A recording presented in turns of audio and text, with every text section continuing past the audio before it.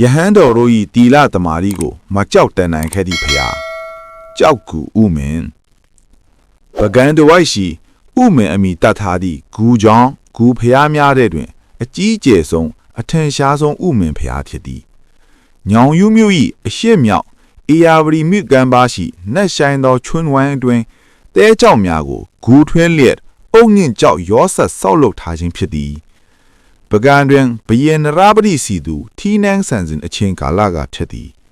အရှင်ပန္တိတာမထေရသည်ကြောက်ကူဥမင်နေရာ၌ကျောင်းထင်ကန်းဆောက်လုပ်၍တည်င်းသုံးနေသည်ထိုမထေရသည်တီလသမာဓိနှင့်ပြည့်စုံသည့်ထီ၍ဘယင်နှင့်တကွတိုင်းသူပြည်သားများကအလွန်တရာလေးစားကြည်ညိုကြသည်တနေ့၌မိမသူဦးသည်အကြောင်းတစုံတစ်ခုကြောင့်ဖုံးတော်ကြီးအရှင်ပန္တိတာသည်မိမိနှင့်ဖောက်ပြားပါသည်ဟု၍တားပလဲလွင့်ရိုးစွတ်ပြောဆိုသည်ဖုံးတော်ကြီးသည်ထိုပြဿနာကိုရှင်းရန်ဘယင်မင်းကြီးနှင့်တကွပြည်သူပြည်သားများကိုအေယာဝတီမြစ်ကမ်းပါသို့ခေါ်သွားသည်ထိုအချိန်၌မြစ်စိတ်တွင်လူတစ်ယောက်ဓာမသွေးနေသည်ကိုတွေ့ရသည်ဖုံးတော်ကြီးသည်ဓာမနှင့်ဓာသွေးကြောက်ကိုတောင်းယူလိုက်ပြီးလျှင်ဤသို့တစ္ဆာအဓိဋ္ဌံပြုလိုက်လေသည်ငါသည်မှန်တော်တစ္ဆာစကားကိုဆိုအံ့ဤမတုကာမှဆွတ်ဆွဲပြောဆိုသည့်အတိုင်းငါသည်ယဟန်ချင်းကိုဖောက်ဖျက်လျက်ဤမတုကာမှနှင့်မှားယွင်းမိသည်ရှိသောဤဓာသွေးကြောင့်နှင့်ဓာမသည်ရေထဲပစ်ချလိုက်ပါကရေထဲဆုံးဆုံးမြုပ်တော့ပါစေသာအကယ်၍ငါဤတီလာသည်ပကတိအတိုင်းခိုင်မြဲစွာတည်တတ်နေသည်ဖြစ်ပါမူကားရေထဲပစ်ချလိုက်သောဤဓာသွေးကြောင့်နှင့်ဓာမသည်မြစ်ထဲတွင်ရေသရဝါကဲ့သို့ကူးသွားပါစေသာယင်းတို့တစ္ဆာဒိဋ္ဌံပြုပြီးလျင်ဖုံးတော်ကြီးသည်သူလက်ထဲကဓာသွေးကြောင့်နှင့်ဓာမကိုရေထဲပစ်ချလိုက်သည်ထိုအခါ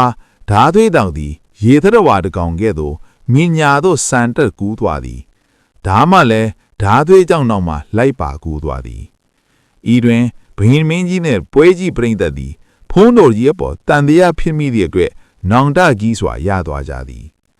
ဓာသွေးကြောင့်ရေကူးသည်ကိုအစွဲပြု၍၎င်းကြောက်အိုးမားဖြင့်တီးဆောက်ထားကြောင်း၎င်းကြောက်ကူဥမင်ဟုတွဲနေခြင်းဖြစ်သည်ဓာမပါသွားသည်ကိုအကြောင်းပြု၍ဓာမပါဖျားဟုအမိတွင်ပေါ်ဖျားသစုလဲထိုအနီးအနား၌ရှိခဲ့ဘူးသည်ဟုဆိုသည်နှစ်ပေါင်း450လောက်ကြော်လွန်လာသည့်ခါ၌တကြိမ်ဓာမရေကူးရပြန်သည်ထိုအချိန်မှမူအင်းဝခေတ်တာလွန်မင်းတရားကြီးလက်ထက်တီလသမารီကြီးမားသောတောင်ဖီလာဆရာတော်နှင့်ပတ်သက်သည်ဘုရင်မင်းကြီးသည်ဆရာတော်ဤတီလကိုအကဲဆန်းရန်နန်းတွင်သူတယောက်ကိုစေလွတ်ခဲ့သည်နန်းတွင်သူသည်မိမမာယာချင်းဆရာတော်အားဖျားယောင်းသွေးဆော်တော်လေဆရာတော်သည်နန်းတွင်သူအားအာရုံမပြူတော့ပဲအနီးရှိဓာမချင်းမိမိခြေသလုံးကြွတ်မှတ်ကိုလွှဲလျက်ထိုဒဏ်ကာကြောင့်ဖြစ်ပေါ်လာသောဝေဒနာကိုရှုရင်တရားနှလုံးသွင်းနေလေသည်နန်းတွင်သူသည်ဆရာတော်ဤကြောက်တိုင်ကြောက်သားကဲ့သို့ခိုင်မြဲသောတီလတရားကိုသိမြင်သွားပြီထင်ဝတ်ချတောင်းပန်လာထွက်ခွာသွားလေသည်သို့သောထိုနေ့တွင်ဆရာတော်သည်မိမတယောက်နှင့်မှားယွင်းသည်ဟုတမျိုးလုံးဟိုးဟိုးကြော်သွားသည်တာလွန်မင်းတရားကြီးလာရောက်လျှောက်ထားသည်ခါဆရာတော်ကတကားတော်ဘုရင်မင်းကြီးယမနေ့ညကခရီးသွားဧည့်သည်မိမတယောက်ကျုပ်ကြောင်၌တဲခိုသွားသည်မှာမှန်၏သို့သောတက်တေတာရကမူမပြနိုင်ဤဓာမတလတ်တော်ငါအနီး၌ရှိ၏ဤဓာမကိုပင်တက်တေထူရတော်မူဟုမြင်ကြတော်မူသည်ရေကန်ရောက်သည့်အခါဆရာတော်က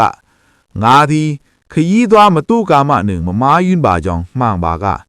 ဤဓာမသည်ရေကန်ကိုဖျက်ကူးသွားစေသည်ဟုအဓိဋ္ဌံပြုပြီးလျင်ဓာမကိုရေဆက်ပစ်ချလိုက်လေသည်ထိုအခါ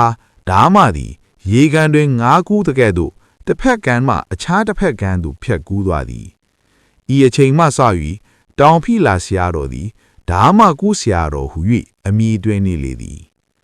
ပကံဆရာတော်အရှင်ပန္တိတာနှင့်အင်းဝတောင်ဖီလာဆရာတော်တို့၏တီလကိုမှတ်ကြောက်တင်ရာ၌ဓာမကူးခြင်းတူညီနေသည်ဖြစ်သည်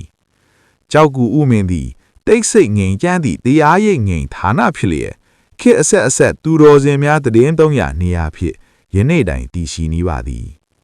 ပကံဖျားတို့တီထားကိုးကွယ်ရင်နောက်ခံသမိုင်းကြောင်ရှိစမြဖြစ်သည့်အတွက်